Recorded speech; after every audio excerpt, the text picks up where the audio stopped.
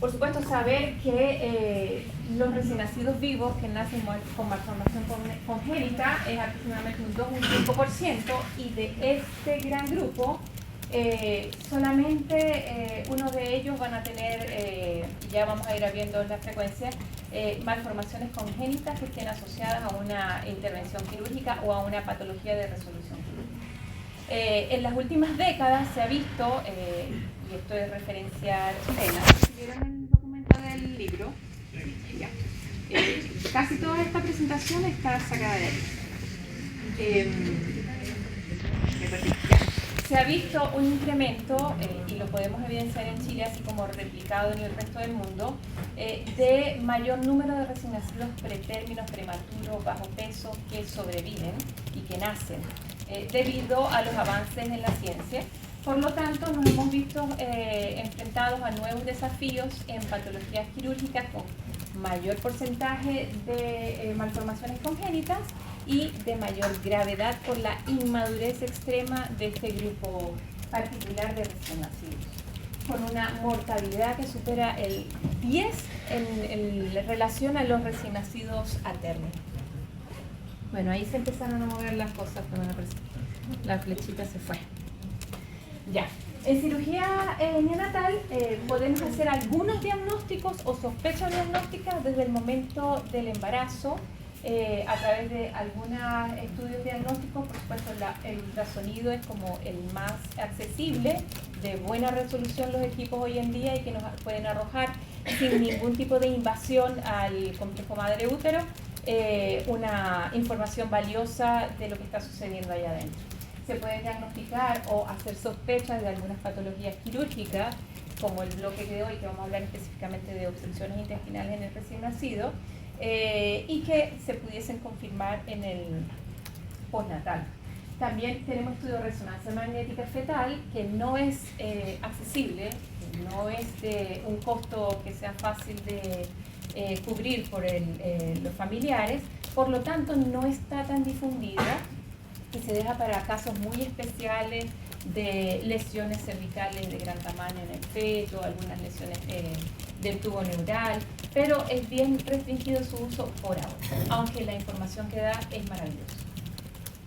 Tenemos test que se le pueden hacer a la sangre materna, como el test de alfa-fetoproteína, gonadotropina coriónica humana, estriol, ADN fetal, y algunos procedimientos más invasivos, que son la toma de muestra del líquido amniótico, de la placenta, de las vellosidades coriónicas, del cordón, y la fetoscopía, que es un procedimiento que se hace en conjunto con los obstetras. Generalmente esta área de la intervención fetal la puede hacer alguien formado de cirugía pediátrica, cirugía fetal, u obstetra que también esté formado en hacer esos procedimientos de fetoscopía, donde se pueden hacer algunas medidas de salvataje para que un recién nacido que viene con una malformación o condición especial nazca en condiciones en que se pueda dar un tiempo para poderlo resolver idealmente sin que fallezca en el intento o en el momento del nacimiento. Por ejemplo, la obstrucción subglótica se puede hacer en una brecha del periodo fetal, en el cual el propósito es el desarrollo pulmonar, por ejemplo, en las hernias diafragmáticas, que vamos a ver más adelante que una de las condiciones que ponen en riesgo de vida del paciente, o la principal, es el poco desarrollo pulmonar. Entonces, al nosotros poder evaluar prenatalmente este recién nacido, si hay alguna sospecha de que pudiese tener una condición de participación quirúrgica o de diagnóstico quirúrgico, podemos entrar en ese proceso de consejería fetal y todavía cuando el feto está en su transporte natural, podemos derivar a esta mamá a los lugares más adecuados donde su resolución sea de óptimo nivel. Y también explicarle a sus familiares, a sus padres, cuáles son los riesgos, cuáles son las opciones, y que ya ellos tengan un panorama relativamente claro, aunque en el nacimiento es que se sabe toda la verdad, de qué es lo que puede suceder con su hijo y no sea una terrible sorpresa.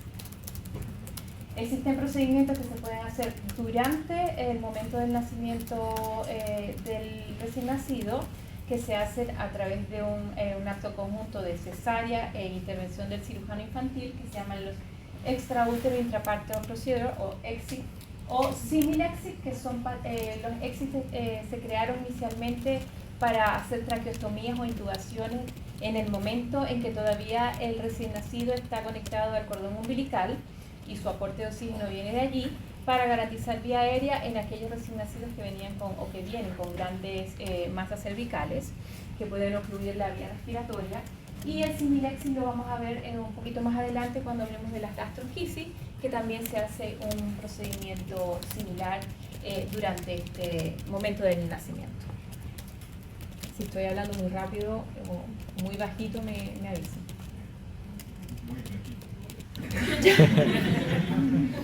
Ya. En líneas generales, ¿cómo se prepara un recién nacido para una intervención quirúrgica? Normalmente los recién nacidos están dentro de una unidad neonatal y de ahí nosotros los cirujanos infantiles somos consultados y ahí cuando se hace la sospecha clínica o se conoce de antenatal, se confirma en el postnatal o aparece en el postnatal inmediato en los primeros días, se informa a los padres de qué es lo que está aconteciendo, que están muy angustiados, necesitan tener una orientación porque alguien que acaba de nacer de paquete nuevo viene con algún defecto y lo tenemos que resolver. Y es altamente mortal en algunas de las veces. Entonces esta situación debe ser planteada con mucha cautela, pero siempre dando un escenario lo más real posible de lo que pueda suceder. Se tiene que planificar con el equipo involucrado, anestesistas, neonatólogos, cirujanos, arsenalera incluso para ver el instrumental que vamos a utilizar, la matrona que se encarga del paciente. Todo este equipo tiene que estar coaccionando desde su ángulo o desde su conocimiento para que este recién nacido llegue a un equilibrio tal en poco tiempo para ser intervenido y que en el transoperatorio todo fluya e igual en el postoperatorio. Así que es desgastante si se quiere cuando hay un recién nacido quirúrgico porque es tanto lo que hay que hacer para ese acto en sí, son tantas las personas que tienen que circular alrededor para que todo esto funcione, porque todo debe acondicionarse a menos de 3 kilos y todo debe estar preparado para esto, temperatura, monitores, sensores, muchos factores que pueden determinar, que parecieran tontos, una mala o una tórpida evolución en el postoperatorio. Hasta el traslado se considera un gran problema. Por eso en los ideales o en los lugares donde los servicios de unidades neonatales intensivas, donde hay una buena disposición de recursos, normalmente los recién nacidos no salen de la unidad neonatológica, se operan allí, en el mismo lugar donde siempre han permanecido. Y allí se aboca todo el equipo, se opera el recién nacido y él no se muere. Y eso implica muchos, créanme, muchos beneficios para él. Como estábamos mencionando anteriormente, estas cosas básicas, hay algunas más profundas de acuerdo a qué malformación congénita pueda tener cada uno asociada a su patología quirúrgica, por ejemplo, renal, cardíaca, neurológica. Pero las básicas generales, la temperatura, estos recién nacidos, y obviamente mientras más prematuros tienen menos control de la eutermia, debe ser algo fundamental y debe ser ocupación de todos. No puedo meter a un recién nacido a un pabellón frío. De hecho, hasta de eso hay que tomarse el tiempo de temperar esa área, que normalmente es relativamente fresca, a una temperatura de sauna. Entonces, hasta eso lleva su tiempo. Siempre pensando en que esto va a beneficiar al recién nacido. Una hipotermia o una hipertermia puede producir depresión del centro respiratorio, paro cardiorrespiratorio, deshidratación en el paciente cuando hay una hipertermia, porque las pérdidas insensibles son demasiado altas, etc. La glicemia en el postoperatorio, estos pacientes tienen que estar siempre con su glicemia óptima porque están en una fase en este momento de actividad quirúrgica o de infección o de complicación de una gran catabolia. Y esa gran catabolia consume rápidamente su fuente de energía, que es la glucosa. Normalmente todos los recién nacidos y más los prematuros tienen déficit de vitamina K, por lo cual es una hipotrombinemia permisible, la tienen en cuenta, y ellos siempre se les tiene que administrar vitamina K en su periodo neonatal, más aún si van a ser operados. Esto sin hablar de que cualquier paciente en particular requiera de una transfusión previa o algún hemoderivado. Pero en lo básico debe estar administrándose vitamina K.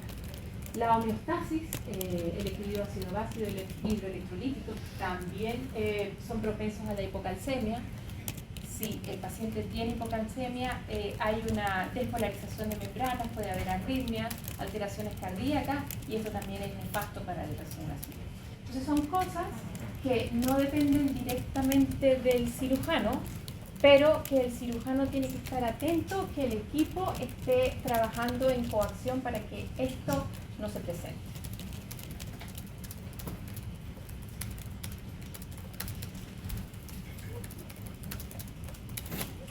Vamos a hablar específicamente ahora del tema de hoy, que es el síndrome obstructivo del recién nacido.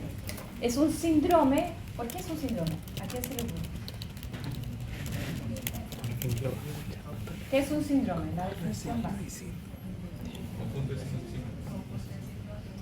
¿Causados por qué? ¿Por una o por varias cosas? Por varias cosas. Es un conjunto de síntomas, signos que se parecen, pero que son ocasionados por diferentes patologías, que llegan a lo mismo. Entonces, es muy variable las causas de obstrucción intestinal del recién nacido, por eso son síndromes. Y más aún, las vamos a subdividir más adelante. Como habíamos hablado, la frecuencia en líneas generales, estos son estadísticas mundiales, no específicas de Chile, es muy difícil encontrar esos datos. Una frecuencia de 1 cada 2.000 nacidos vivos tiene algún cuadro de obstrucción intestinal de origen probablemente congénito. Se asocian mucho a síndromes genéticos. Nuestro síndrome de Down tiene una cuota importante en esta patología y lo vamos a ver más adelante. Y se puede asociar la obstrucción intestinal a otras malformaciones congénitas cardíacas, renales, neurológicas, como les había comentado anteriormente. ¿Cuál es la etiología? ¿Leyeron un poquito sobre la embriología del tubo digestivo? Ya, igual vamos a ver algo ahorita, para recordar el primer año, ¿no? Ya. Entonces, la etiología puede ser intrínseca del intestino, que es porque hay acresia, diafragma o estenosis.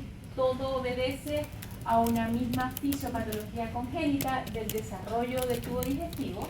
Ahorita más adelante vamos a ver alguna cosita corta, no la materia entera porque ya la vieron. Intraluminal, lo que ocupa el espacio de la luz del intestino, que no deje pasar el contenido o el tránsito intestinal, como la enfermedad meconial. Funcional quiere decir que tenemos un intestino de apariencia, aspecto sano, con una luz permeable, pero que no tiene motilidad adecuada. Y ahí está nuestro mayor representante, que es la enfermedad de Hirschsprung. Y por compresión extrínseca, que no hay ninguno de los problemas anteriores, pero alguna situación comprime un asa y tapa la tubería. Como por ejemplo bandas de LAR, que vamos a ver más adelante, pólvulos que estrangulan, y duplicidades intestinales que se dilatan tanto como quistes, que se apoyan sobre otra asa y la comprimen. De todas, la más importante son todas. De acuerdo a la frecuencia, las intrínsecas. Ahí está algo cortito del tubo digestivo. Entre las semanas 5 y 6 comienza a formarse el tubo digestivo primitivo, y a partir de ese momento hasta la semana 8 o 10 termina este proceso de desarrollo, división, evolución en el saco vitelino, y que después por rotaciones entra y se acomoda en la pared, en la cavidad abdominal. Eso quiere decir que si a las 8 semanas, 9 semanas nosotros vemos intestino fuera de la cavidad abdominal de un feto, eso es anormal. Entonces, vamos a ver que se subdivide este tubo primitivo en 3 segmentos, en el intestino anterior, medio y posterior. El intestino anterior no va a ser tema del día de hoy, porque lo vamos a hablar en otra clase, como nos vamos a abocar solamente a las obstrucciones intestinales abdominales, vamos a hablar del intestino medio y algo que nos dé tiempo del intestino posterior. Entonces, en el intestino medio nos vamos a encontrar el desarrollo de todo el intestino delgado, ciego, colon, hasta el recto. Y esto, como les acababa de mencionar, a veces digo cosas locas así, mencionar, hablar. Como les acababa de mencionar, en su proceso entre esta semana 6 y 8 o 9, cada uno se toma su tiempo, para desarrollarse, sobre todo el intestino delgado, que está irrigado por la arteria mesentérica superior, que viene de esta irrigación primitiva, sale del espacio intraabdominal que está en desarrollo y se empieza a desarrollar y a crecer en el saco vitelino, donde alcanza su mayor longitud y posteriormente ingresa a la cavidad abdominal haciendo ciertas rotaciones que ya se las deben saber por embriología y que no es el tema del día de hoy, pero es importante para lo que vamos a ver. Y que puede originar algunas alteraciones en la rotación alrededor de la arteria mesentérica superior. Esto es súper importante. El intestino posterior va a dar origen a este conducto que termina inicialmente en algo que se llama cloaca, que está conformado por el alantoides, que va a dar origen posteriormente al seno o a los órganos del seno urogenital, y a la cloaca, que va a dar origen a la salida del recto, el ano. Hay una membrana que se llama tabique urogenital, que es el que comienza a proyectarse entre estas dos estructuras hasta dividirlas completamente y se transforma en una membrana dividida urogenital y en una membrana anal, que con un periné en el medio, que después se van a perforar en su desarrollo embrionario para transformarse en ano, vagina, uretra. ¿Ya? En ese proceso suceden anormalidades que vamos a ir mencionando. Ya. ¿Cómo podemos diagnosticar o sospechar un síndrome obstructivo de recién nacido? En la sospecha prenatal generalmente es más visible o más notorio cuando son obstrucciones intestinales altas, porque al no poder deglutir el líquido amniótico, este líquido amniótico se va a comenzar a acumular y nos va a dar algo que se llama polidramnios, y además de eso vamos a ver que en el momento en que este paciente comienza a deglutir, esto va a tener un stop y no se va a marcar el resto del intestino. Entonces vamos a poder ver ecografías donde debería aparecer aquí una eco, pero no aparece. Se ven dos burbujitas. Eso es altamente sugestivo o una burbujita de una obstrucción intestinal alta, que si se asocia a polidramnios, pudiese estar hablándonos de que este niño va a nacer con una obstrucción intestinal alta y prepararnos para esto. En el postnatal, generalmente son madres relativamente jóvenes en el contexto de este diagnóstico. En el postnatal, como hay una alerta, se van a comenzar a evaluar, colocar sonda nasogástrica, ver los residuos gástricos, radiografías de abdomen, y destaco en color rojo que la radiografía simple va a ser la herramienta más útil en el diagnóstico de estas patologías que vamos a ver hoy. Es simple, económica, accesible en todas partes y lo único que necesita de contraste es aire. El recién nacido nace con poco aire, así que para poder ver bien estas patologías tenemos que esperar las primeras 16-18 horas que él se supone que ese aire ya está llegando a estar, y en las 24 horas ya debe estar completamente aireada su cavidad. Si eso no sucede, algo anormal está sucediendo. Las radiografías que más utilizamos por un tema técnico son las de cúbito supino, porque estos son pacientes que están en una incubadora, probablemente estén invadidos y que no son fáciles de movilizar para poner de pie, que sería la radiografía como ideal. Así que tenemos que interpretar radiografías en decúbito supino, y para poder ver algunas sospechas de neumoperitoneo o algo, tenemos que jugar con la posición no del paciente, sino del equipo de radiología, ponerlo lateral para ver en rayos horizontales si hay algunos niveles, etcétera, etcétera. Entonces, seguido de este método diagnóstico vamos a tener las radiografías con contraste, que también se pueden utilizar, hacer en esta unidad de neonatología cuando el protocolo lo permite, sino que hayan el acceso en el centro de trasladar al paciente al servicio de radiología, y normalmente preferimos utilizar contraste hidrosoluble al contraste varitado, porque el contraste varitado es muy espeso. Da algunos detalles anatómicos importantes en pacientes de otra característica, pero en el recién nacido es suficiente que se dibuje el tránsito. Y mientras menos pueda obstruir la luz de pocos milímetros de un intestino neonatal, mejor. Y el varitado no es el ideal por eso, porque es muy espeso. Después que está adentro, cuesta barrerlo.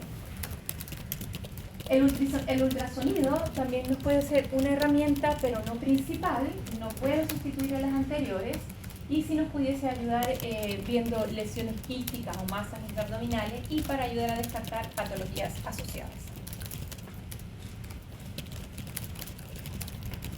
Ya, partiendo con las altas, ahora vamos a hacer una división anatómica que se divide en qué lugar para hablar de obstrucción intestinal alta y obstrucción intestinal baja. El ángulo de Treitz. El ángulo de Treitz nos va a dividir intestino delgado hacia abajo, duodeno, estómago, esófago hacia arriba. Vamos a hablar de todo lo que está intraabdominal, o sea, del estómago hacia abajo. Entonces, como una obstrucción intestinal alta, tenemos las atresias o diafragmas pilóricos, o sea, las obstrucciones gástricas, porque esta es la salida del estómago. No hay ninguna malformación congénita relevante o que valga la pena mencionar del estómago que produzca obstrucción intestinal. Hay otras razones de complicaciones estomacales y son iatrogénicas por perforación. Y se ven en recién nacidos también por colocación de sonda y etc. El síndrome obstructivo duodenal es el ejemplar o el mejor ejemplo, por ser el más frecuente, de este síndrome obstructivo recién nacido alto, y le sigue la malrotación intestinal. El síndrome de obstrucción intestinal alta se caracteriza por esto que mencionamos previamente, prenatalmente polidramios, algunos hallazgos ecográficos prenatales. Una vez que el recién nacido sale, el síntoma o el signo cardinal, que es las dos cosas, es el vómito. Y el vómito, para diferenciar dentro de las obstrucciones intestinales altas, es sumamente importante.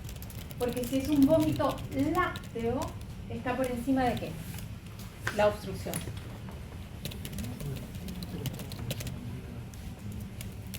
Lácteo. Bueno, voy a preguntar al revés. Si es un vómito bilioso, ¿a qué nivel está?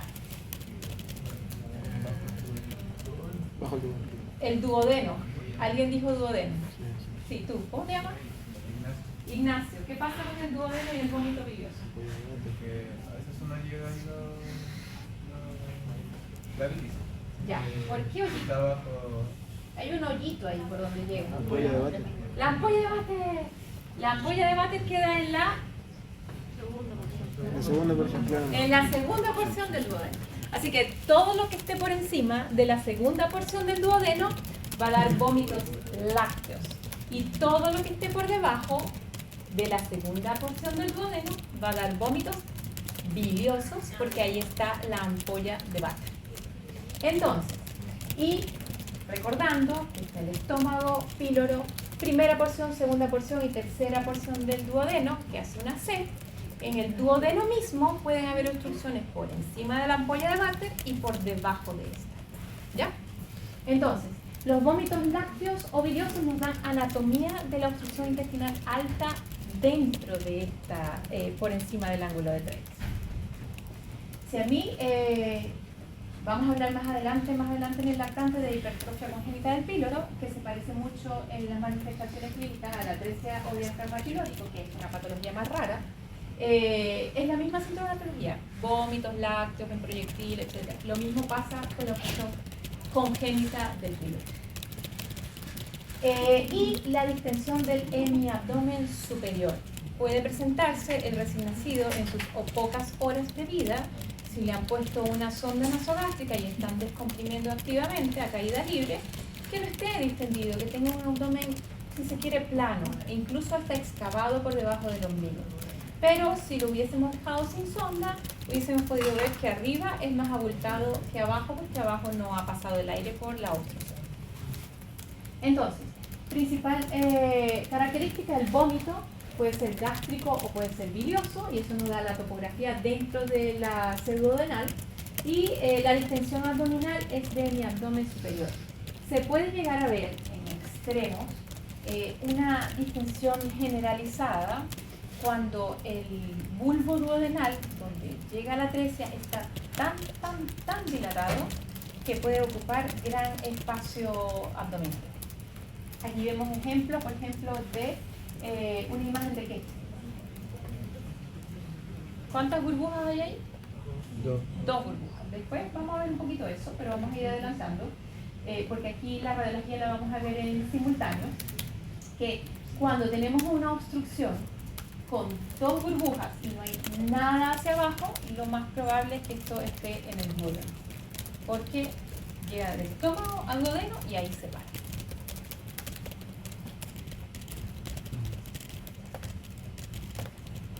Las obstrucciones bajas, y ya vamos a volver a las altas detalladamente, son aquellas, por supuesto, que están debajo del ángulo de Treves, como lo dijeron muy bien, donde empieza el yeyuno, así que son la atresia del intestino delgado, el vólvulo del intestino medio, que es una condición que vamos a ver más adelante, aparatosa, grave, atresia intestino grueso, enfermedad meconial, que es una enfermedad que obstruye por ocupación de la luz intestinal, malformaciones anorrectales, que son las más bajas de todas, lo debería haber puesto al revés, y la enfermedad de Hirschsprung.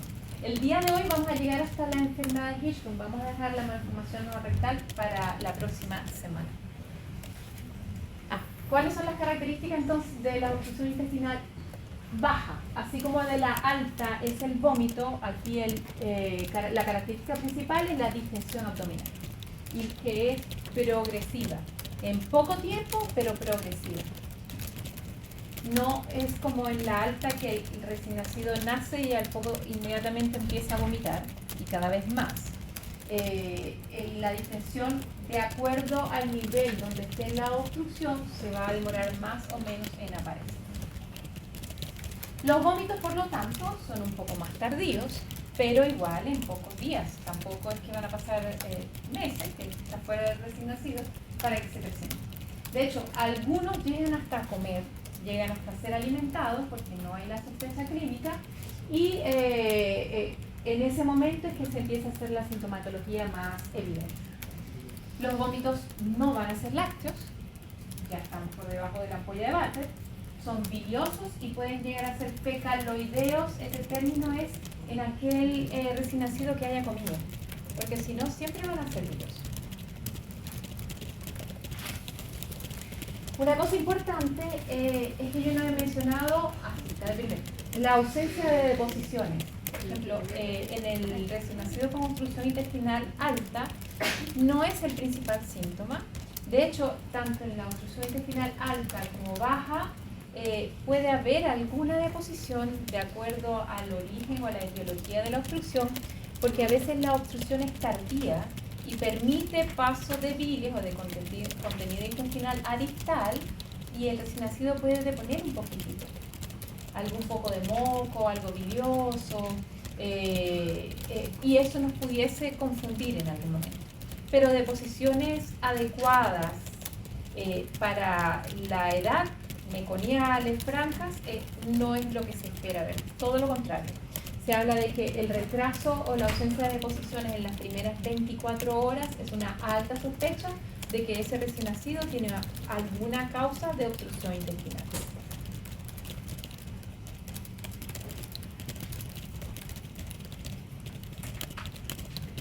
Ya.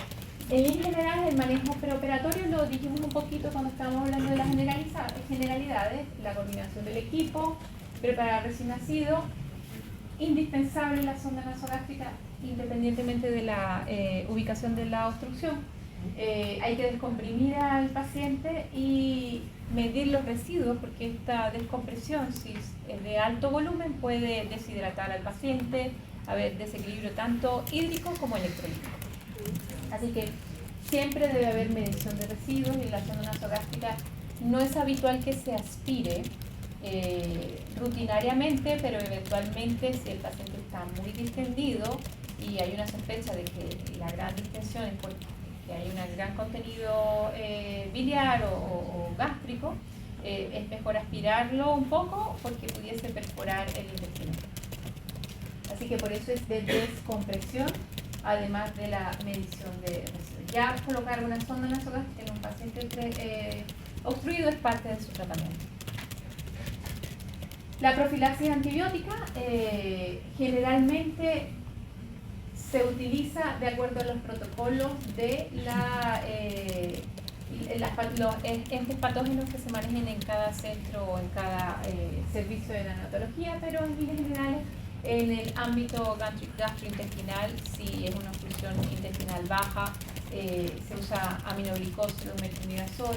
Si es una obstrucción intestinal alta en un recién nacido que no ha comido por primera vez, ya que sus jugos gástricos y la bilis son estériles, puede ser una profilaxis como una cefalosporina de primera generación para el sitio de incisión más que todo. Ya, vamos con la primera de las obstrucciones intestinales altas. ¿Cómo vamos? ¿Bien? ¿Sí? En el síndrome obstructivo pilórico es muy raro, la verdad es poco frecuente, y es, a la vez que es poco frecuente, cuando se presenta es muy notorio. Es relativamente fácil para el especialista diagnosticarlo, porque este paciente vomita de inmediato, tuvo poligramios, de repente el ecografista no detectó la sola burbuja, pero uno atando cabos y hace una radiografía simple y ve esta imagen. ¿Ven bien desde atrás esta imagen? ¿Sí? ¿Cuántas burbujas hay?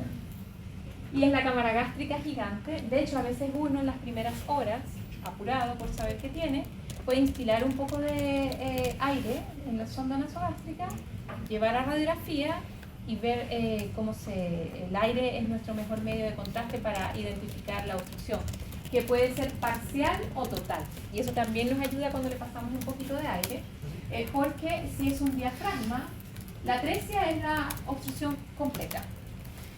¿Por qué se ocasiona esa atresia en el intestino?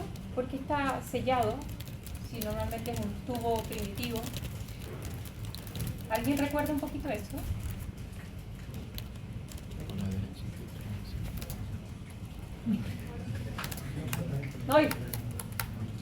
No, ahí lo vamos a ver en una imagen. La atresia es una membrana sellada completa. El diafragma es cuando esta membrana se empieza a perforar para hacerse permeable y empiezan a haber microfenestraciones. Entonces puede ser una fenestración central o varias fenestraciones que pueden dejar pasar contenido de aire o contenido intestinal. Entonces podemos ver esta gran burbuja y unas pequeñas burbujitas alrededor. Entonces ahí te está hablando de que la obstrucción es parcial, no completa.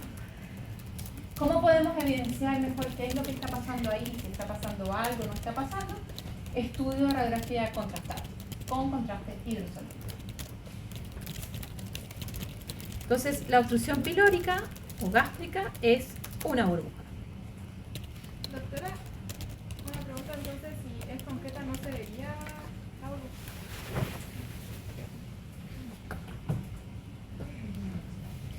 La obstrucción pilórica es después del estómago. Siempre se va a ver la burbuja. Sí, yo fue un lapso. No, todo desde el estómago. Hay condiciones que vamos a ver más adelante donde no se ve nada, se ve el abdomen velado, pero es más para arriba. Eso.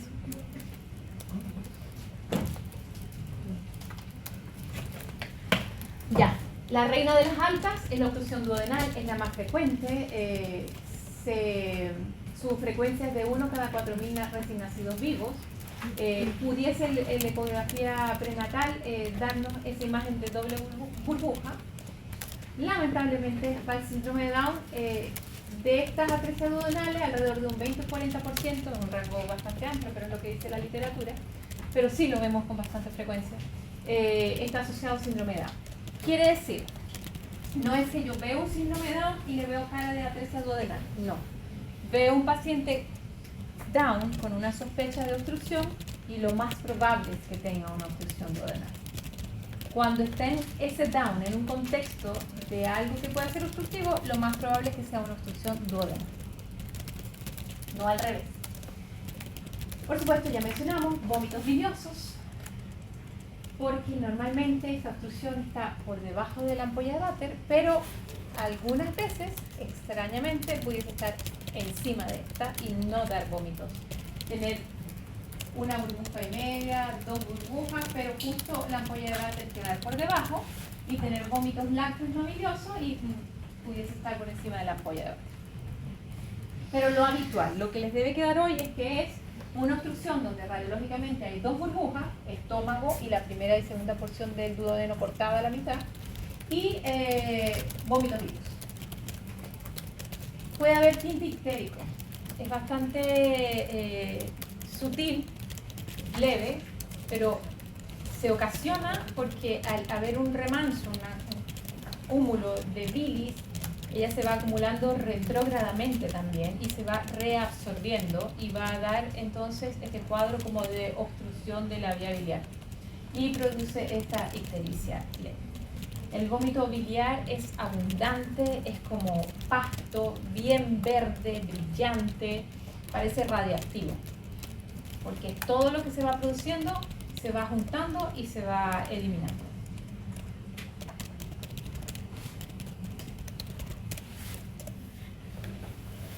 Como estábamos recordando antes, puede ser por una atresia, también se le dice síndrome obstructivo duodenal, porque esta misma patología o semiología que acabo de mencionar la pueden producir estas 3 cosas, de las cuales la más frecuente es la atresia duodenal, pero las otras también se pueden. Y la mayoría de las veces no son fáciles de diagnosticar preoperatoriamente. Hay algunos detalles sutiles que nos pudiesen hacer sospechar, sobre todo la malrotación intestinal con las bandas de LAR, pero entre el páncreas y la atresia, a veces el diagnóstico es la sospecha y se constata en el transoperatorio. No hay como demostrarlo claramente antes de la cirugía. La atresia duodenal, que es esta primera que está acá, donde hay cero comunicación entre la sede duodenal y el resto del intestino. El páncreas anular, porque el páncreas, si recuerdan de embriología, nace de 2 yemitas, una anterior y una posterior, que ellas van rotando y se juntan en la cara postero interna de la sede duodenal para transformarse en la forma habitual del páncreas.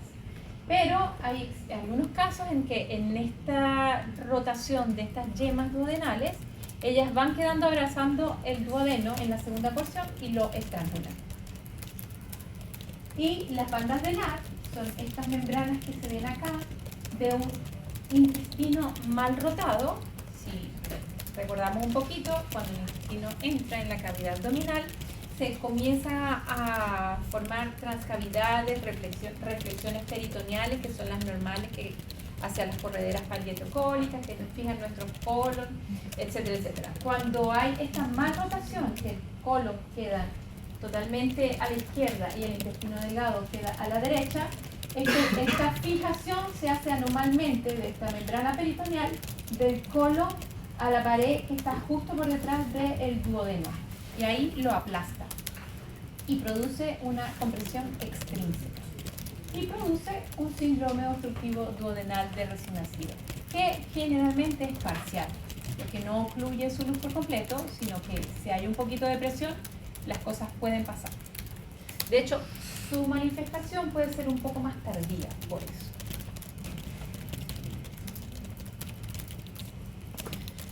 Siendo la más frecuente la atresia duodenal, nos detenemos a mencionar que hay varios tipos de atresia. La tipo 1, que hay una continuidad del tubo, pero adentro hay una obliteración completa por una membrana franca. La tipo 2, que hay un cordón que separa los dos extremos atrésicos. Y la tipo 3, que hay una separación completa, están en el aire los dos. El intestino delgado viene para acá y el duodeno quedó ahí. Por supuesto, en esta tipo 1 pudiese haber una membrana fenestrada que diera, que se llama diafragma, paso intermitente del contraste y pudiese dar unos síntomas un poquito más solapados.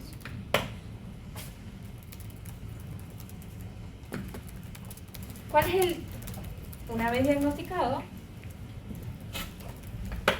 por clínica, por radiología, y haber preparado a este paciente, el tratamiento es obviamente quirúrgico, por eso estamos aquí hoy, y dependiendo de lo que se encuentre, voy a devolverme a la lámina anterior a esta, la conducta quirúrgica cambia un poquito. Por ejemplo, si tenemos un páncreas anular, yo no me voy a meter con ese páncreas, ahí está la vía biliar, pancreático duodenal, ampolla va a tener un sitio, un territorio que yo no puedo garantizar que yo no voy a destruir si yo me meto a estar quitando páncreas para que el intestino se dilate. Tenemos que hacer una anastomosis de esta parte con esta parte, como un bypass. Y ese bypass se llama anastomosis en diamante de Kimura, que la vamos a ver en las láminas que ya había puesto antes. A veces cuando son bandas de LAD, tenemos que soltar las bandas. Cuando hablemos de malrotación intestinal explicaremos la técnica de LAD completa, pero aquí lo que tiene que quedar claro es que estas bandas tienen que salir para poder dejar que el duodeno se expanda.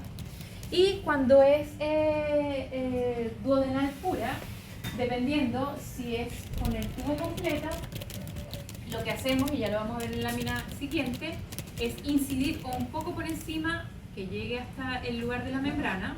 Para nosotros poder abrir, lo vamos a incidir en forma longitudinal para ver la membrana, resecarla y después cerrarlo en forma transversal, que esa es la técnica de Mikulicz que vamos a ver ahora. Esa es la de Kimura.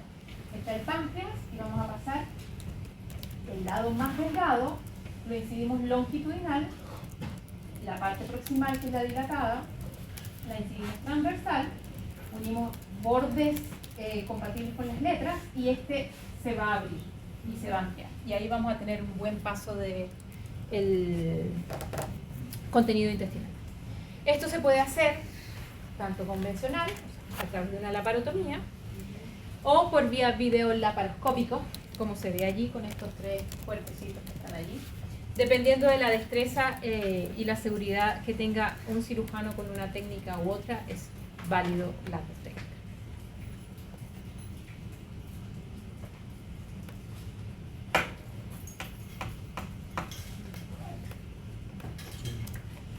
Ya, me faltó la fotito ahí del Mikulicz, pero sí se entendió.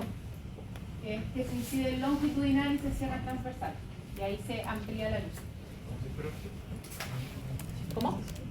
¿La convencional también es laparoscópica? No. Cuando uno habla en cirugía, de que uno hace una cirugía convencional, es lo tradicional, le pondré el tema antiguo, pero no es antiguo porque todavía se hace abierto. Y la videolaparoscópica es la que se hace a través de visión por cámara instrumental intraabdominal. Lo que convencionalmente se hacía, pero como todavía hoy en día se hace, sigue teniendo protagonismo. ¿Cómo se llama, profe, la esta técnica? Mikulicz, Hendrik Mikulicz. En ese libro que les indiqué aparece, pensé que tenía la lámina acá. Ah, ¿sabes qué? Hay una, en la atresia colónica creo que lo puse. Ahí lo vas a poder anotar bien, porque la técnica es igual.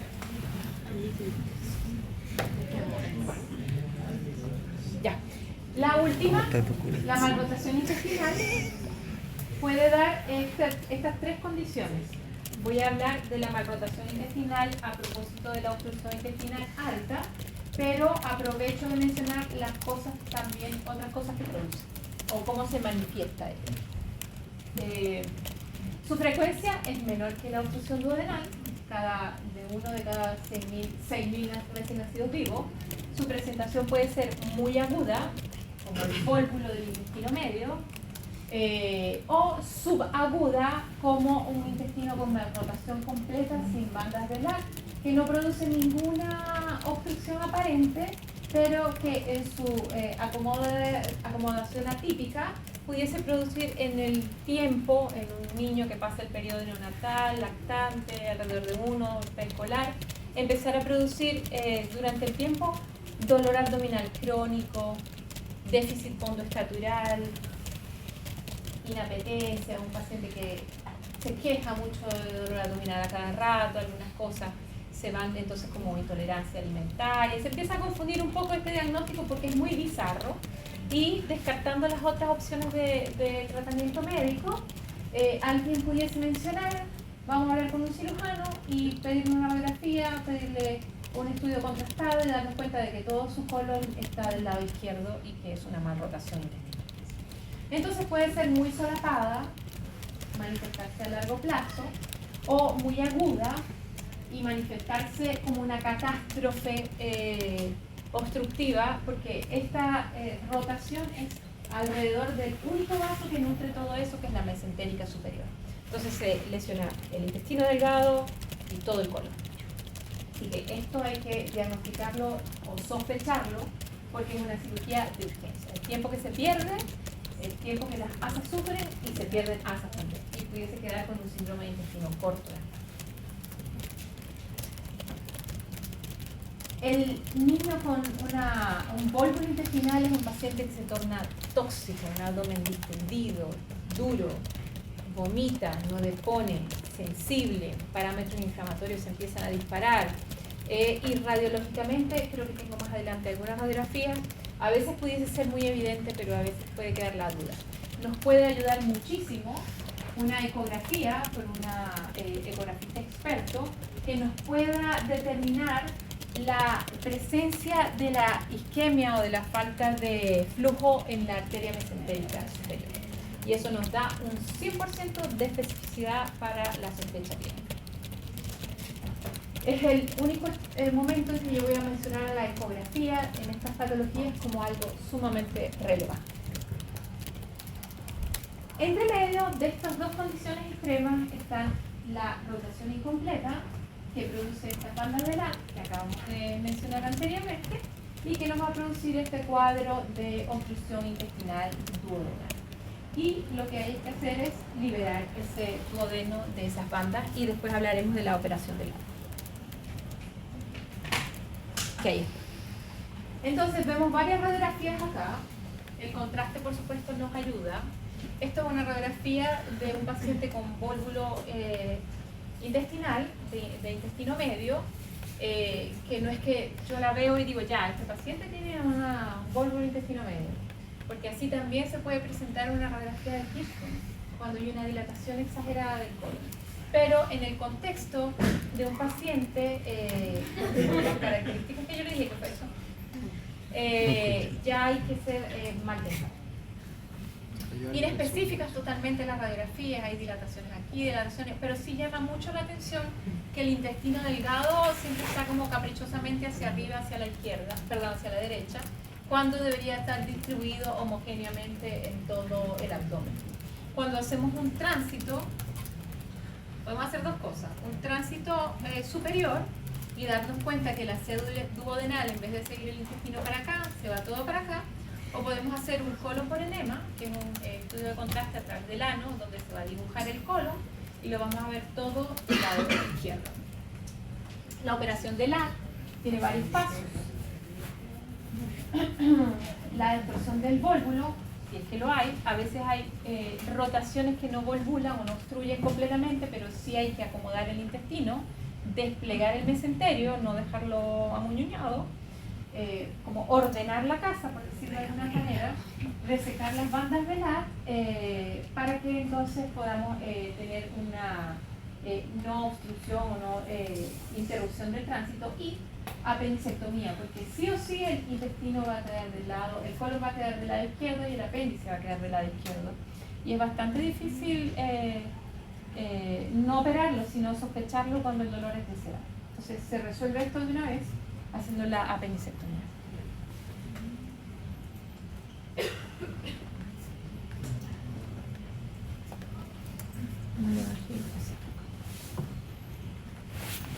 Ya.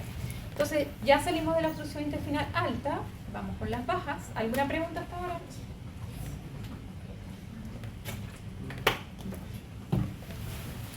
La atresia de yeyuno ileal, como en conjunto se describen porque son muy parecidas en todas sus características, su frecuencia es de 1 cada 5.000 recién nacidos vivos. La ausencia de meconio en las primeras 24 horas de vida, como las otras obstrucciones bajas también, tiene que hacer sospechar que algo está pasando. Distensión abdominal, que de acuerdo a el nivel en que se encuentre la atresia, más cerca del duodeno o más cerca del ciego, la distensión va a ser más rápida o menos evidente los primeros días. Y así también va a acompañarse la radiografía de esas características. Obstrucción alta, ¿qué llama la atención aquí? ¿Cuántas burbujas hay? ¿Se ve? Hay una, así como dos, y aquí hay otra. Chiquitita. Ya hay 3 burbujas. Y esta tercera burbuja está bien abajito. Parece que ya no está en la sed duodenal. Ya pasó el ángulo de Treves. Entonces esto lo más probable es que sea una atresia yeyunal muy alta, pero sigue siendo una obstrucción intestinal baja. Siempre más de 2 burbujas es una obstrucción baja o una obstrucción alta parcial. Porque la tercera burbuja, que aquí no me parece que sea muy convincente, lo puse acá, me hice trampa yo misma, puede ser que sea una obstrucción duodenal parcial y deje pasar un poquito de aire, porque no se ve una tercera gran burbuja. Para que sea una obstrucción de abajo tiene que ser una burbuja igual que las otras dos, o por lo menos que se acerque en tamaño. Acá tenemos varios niveles hidroaéreos y acá no, pero es el mismo paciente. ¿Qué pasó aquí? El mismo día le hice esta radiografía y esta radiografía. ¿Por qué son diferentes? Ah, yo no estoy evaluando, lo pueden decir. ¿Está acostado? ¿En cuál está acostado? La primera. Este. Está acostado, está de pie, porque tiene niveles. Cuando tiene niveles hidroaéreos, porque está obviamente de pie. Mayormente hacemos radiografías acostados, pero acá también nos llama la atención la topografía de asas altas, poco gas o nada de gas abajo, dilatación, algo de edema de pared. Y acá está acostado y está de pie.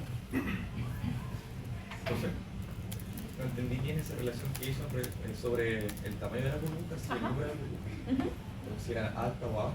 Ya. Quédate con esto. 1 y 2 burbujas es alta, pero en la alta parcial, y al final voy a mostrar una esquemita, en la alta parcial puede pasar un poco de aire, ¿cierto?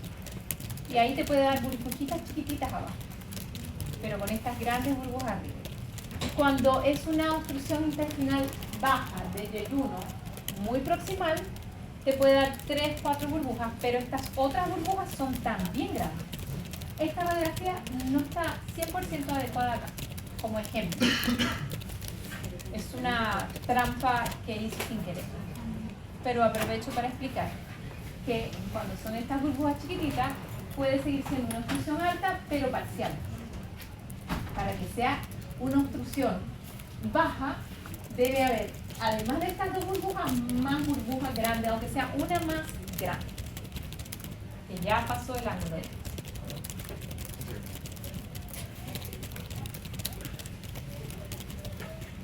Ya. Ay, perdón. Me faltó. Entonces, como todas las obstrucciones intestinales bajas, ausencia de posiciones, distensión abdominal, los vómitos más tardíos que las obstrucciones intestinales altas, como lo acabamos de decir, La teoría que más se acerca a la causa de estas atresias es el accidente vascular del intestino medio.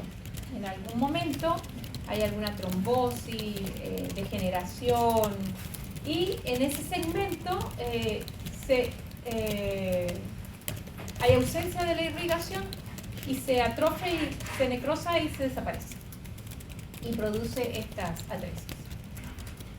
Malformaciones asociadas no son tan frecuentes en las atresias intestinales del intestino delgado, pero se pueden ver en gastroquisis, por ejemplo, en la malrotación intestinal entre un 10 y un 15%. Y en la gastroquisis es fácil de entender porque este accidente es más factible en este intestino que está libre en el líquido peritoneo, amniótico.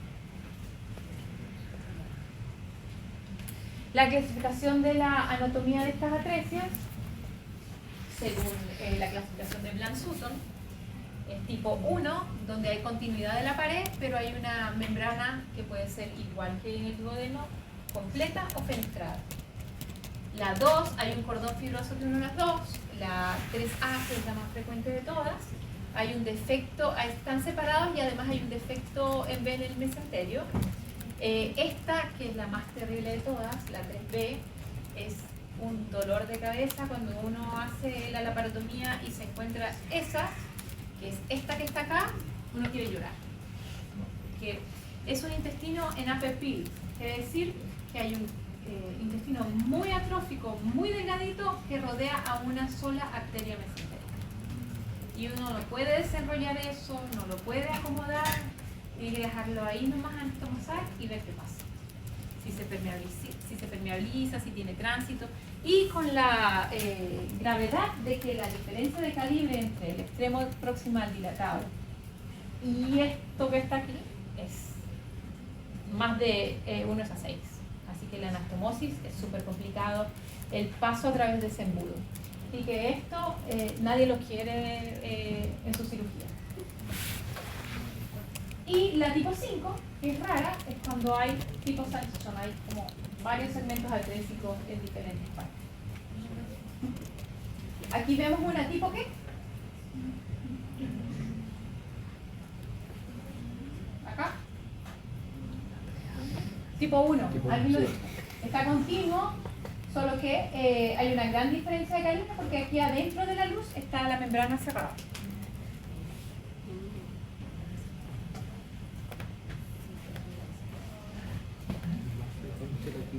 Ahí está el Nicolás, para la chica de verde. El tratamiento, obviamente quirúrgico. Vamos a encontrar o a buscar el segmento que está atrésico y dependiendo de si hay una continuidad, vamos a hacer esta técnica que mencioné antes del duodeno, abrir longitudinal, resecar la membrana por dentro y cerrar transversal y ahí se va a ampliar la luz. Estas tienen muy buena evolución. Un tránsito rápido, no hay mayor diferencia, o si hay una diferencia de calibre, el paso tiene una buena boca para drenar. Ahora, cuando son segmentos separados, que hay que hacer resección y juntarlos, cuando hay estas diferencias de calibre, tenemos que hacer modelajes de la extremo distal para ampliar su boquita, para poderla adosar lateralmente al otro extremo proximal dilatado. Entonces se hacen estas técnicas de término lateral y término terminal cuando es un calibre bastante aceptable.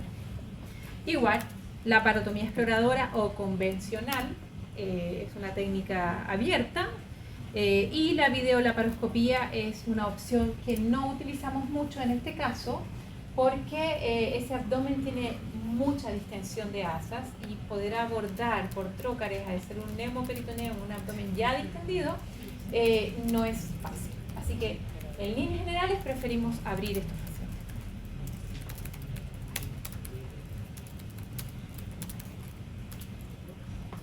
La atresia colónica.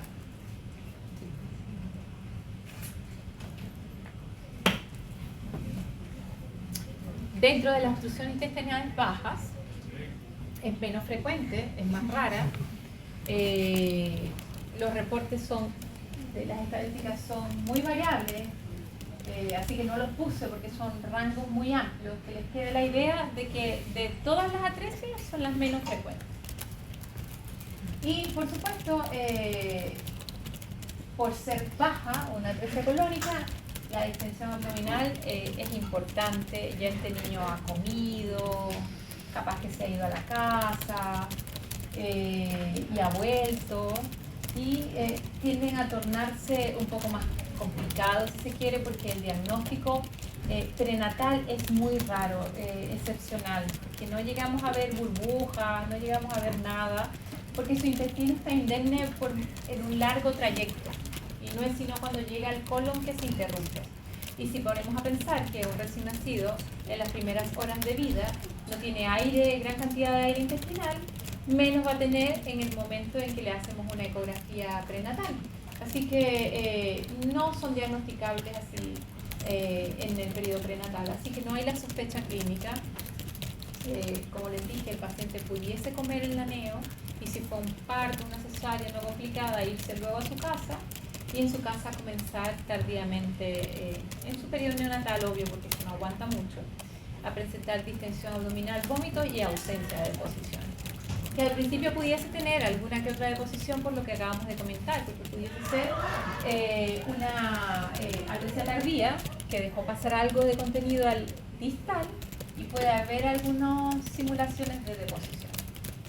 Entonces puede estar asociado en alta frecuencia a otras malformaciones congénitas, como la gastroquisis, la malrotación, otras atresias. Esto es súper importante porque dentro del protocolo de la cirugía tenemos sí o sí que pensar siempre en que, además de la atresia intestinal colónica, puede tener una enfermedad de Hirschsprung, y en nuestra cirugía debemos tomar en cuenta que debemos hacer una biopsia rectal. De algunas asociaciones extraabdominales tenemos malformaciones musculoesqueléticas, oculares, faciales. Yo la verdad no he tenido pacientes que tengan eso con atresia intestinal, pero sí con Hirschsprung y con gastroquisis. Así que no son tan frecuentes. Tiene teorías 3.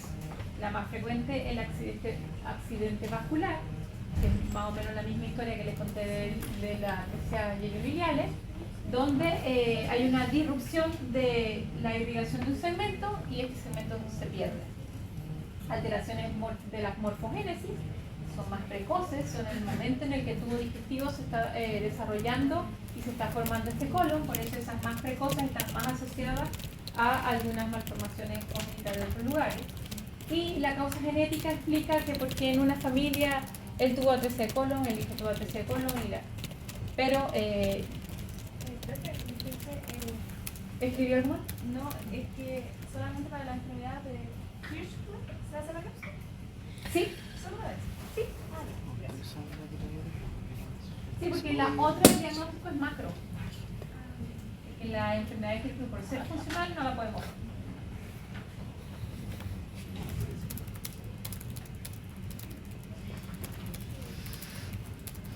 Ya había comentado entonces que el diagnóstico prenatal es difícil.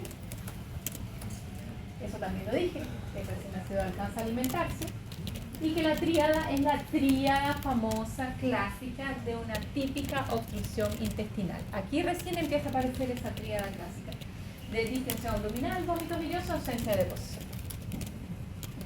Vemos radiografías muy variadas, donde hay mucha dilatación del intestino delgado, de repente un segmento muy grande dilatado, que lo más probable cuando se hizo la laparotomía este paciente haya sido la clava, como le dicen los argentinos, o el bulbo atrésico, se dilata tremendamente, como un salchichón gigante, y la sospecha, las radiografías nos pueden hacer diagnósticos, pero si aún tenemos chance, porque a veces el paciente llega muy mal, de documentarlo más, podemos hacer un contrastado de colon y ver esto que está acá, que se llama, ¿tiene idea de cómo se llama esta cosita? Microcolon. El microcolon es un colon chiquitito, desfuncionalizado, porque nada ha pasado por allí. Entonces, en las atresias intestinales, si a todas le hiciéramos contrastado del colon, viéramos microcolon. Colon chiquitito porque está desfuncionalizado. Y eso hace diagnóstico de la atresia. Pero no del lugar, a menos de que el stop sea a nivel de un segmento del colon, como acá que está en el transverso. Si se dibuja todo el colon, microcolon, hasta la válvula ileocecal, sé que tiene una atresia intestinal delgada, pero no sé dónde es porque la válvula no me deja llevar el contraste más allá. Pero el microcolon me diagnostica la atresia o la desfuncionalización de ese colon por alguna razón. Así llega. Seguimos. Uno debe procurar, a diferencia de las atresias intestinales altas, que el paciente generalmente no ha salido del aneo, ha sido manejado adecuadamente con sonda, hidratación, corrección, etc. Este paciente lo podemos planificar como nutrición parenteral, se me había olvidado, lo podemos planificar para una cirugía relativamente electiva. Este paciente amerita celeridad, porque se puede perforar o puede hacer una locación bacteriana, hacer una peritonitis, enterocolitis y ponerse más.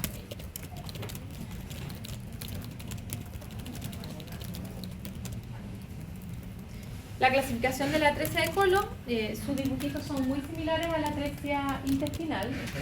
No tenemos el apple peel acá, no hay ese intestino delgado entorchado alrededor de la arteria mesentérica superior, pero igual tenemos tipo 1 la atresia con el segmento, el tubo continuo con la membrana. Tipo 2, dos segmentos ciegos que se comunican por un cordón fibroso, que creo que no se ve muy bien acá, pero ahí está. El defecto en B y los múltiples segmentos atresios.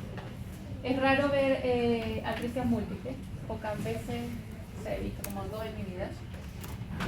Y las más frecuentes son estas, el defecto en B, igual que en las atresias intestinales delgadas.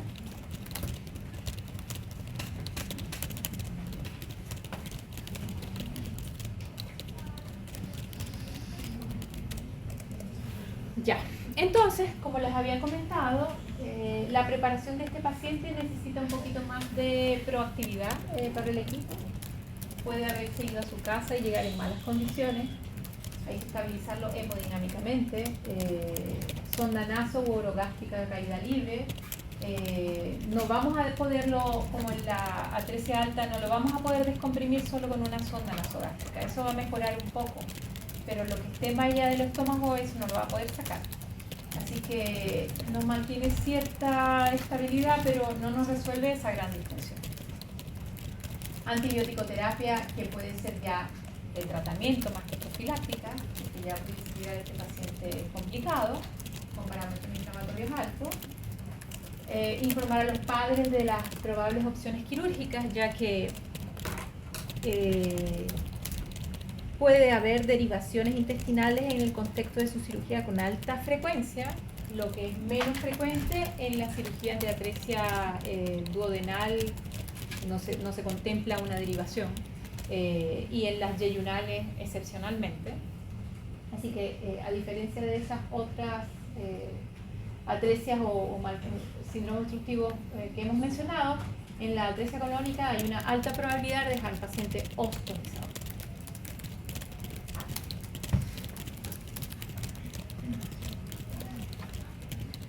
Como lo mencioné, correr un poquito, ya la planificación no es tan ligera. Hay varias tendencias, pero hoy en día, con los años, se ha optado más que hacer anastomosis, hacer colostomía. Y esto tiene explicación. Dos cosas. Una, que como hay un porcentaje que está asociado a la enfermedad de Hirschsprung y yo no la puedo diagnosticar en el momento de la cirugía, porque no se ve, ya la vamos a ver como tema ahorita, si yo hago una anastomosis y el paciente tiene un Hirschsprung, esta anastomosis no va a funcionar, se va a fugar y yo voy a tener que reintervenir a este paciente. Ante la duda, todos preferimos hacer colostomía. Otra cosa es que las dilataciones son tremendas del cabo distal y la diferencia de calibre va a ser muy tardía, la permeabilidad de este intestino, y también pudiese ser propenso a fuga. Así que para nosotros es más ideal ostomizar al paciente e ir dilatando el cabo distal, irrigándolo con suero fisiológico para irlo permeabilizando y acostumbrando a irse dilatando. Incluso si el gasto por el ostoma proximal es muy alto, se estila traslocar lo que se gasta del proximal al distal. Es un poco engorroso, hay una cierta resistencia en los servicios del personal de enfermería y matronas de hacer este procedimiento, pero para el recién nacido es lo mejor. Hay muchas formas de hacer colostomía. Las colostomías ideales en esta atresia intestinal es a 2 bocas, doble cañón, tiene muchos nombres, pero son 2 orificios. Normalmente vemos esto como que si fuera la funcional más grande, pero generalmente la más dilatada, es cierto, la más dilatada es la proximal, la más grande, obvio, porque es el intestino que está más en distensión por la obstrucción, y la más chiquitica funciona como una pequeña fístula a través de la cual hacemos 2 cosas: permeabilizarla para prepararla para su próxima anastomosis y hacer estudios contrastados de este segmento para, antes de hacer la anastomosis, ver que su calibre y su permeabilidad estén ok. Mientras esperamos también la biopsia rectal y de las bocas.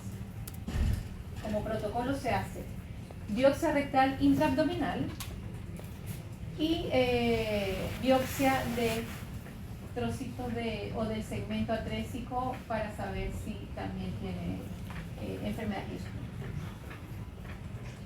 Después que hacemos estos ostomas, entre 3 a 6 meses el paciente, ya con la información que queríamos obtener, debe ser restituido. La variabilidad la determina el paciente. Si llega rápidamente a su estado óptimo postnatural, si sus ostomías son de alto gasto o bajo gasto, eso va a depender lo que se pueda acelerar o no el cierre. Si tiene complicaciones asociadas a los ostomas, como prolapsos constantes, dermatitis complicada, etc. Doctora, ¿Podemos hacer? Sí, bueno. Espera. Sentí como que iban a aplaudir, ¿no? No. Ah, ya. Está bien, faltan 2 puntos y podemos hacer un break. Está bien. Voy a ir a averiguar algo bajo y nos vemos en 10 minutos. 15, porque entre que bajo, subo, hablo. Ah, la 28 de la compañía.